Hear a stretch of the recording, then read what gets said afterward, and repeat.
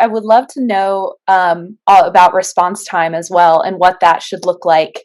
I know that, we've talked about letting the buyer choose like when they want to talk to you, but what should response time look like and how do you optimize for it?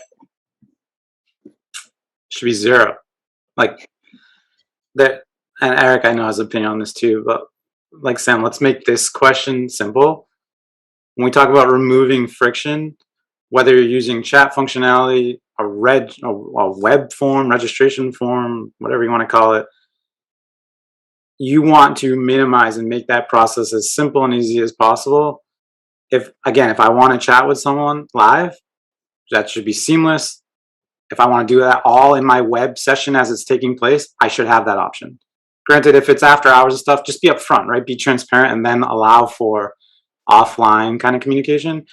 If I want to pick up the phone and dial you, not as common in SaaS, but if that's a preference and you're hearing more and more from that customers, that request, then offer up a phone number.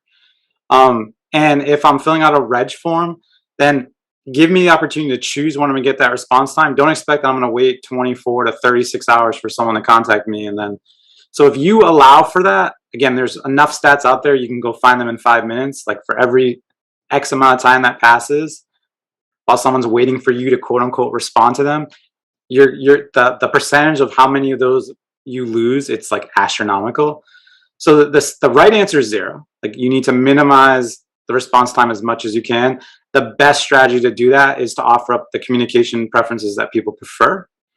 And when you can't, just be transparent, be direct, be transparent, give them other options for communication. At least that gets them into the door and then lets them know and provides them with as much flexibility in those communication vehicles as you can. So that would be my best guidance.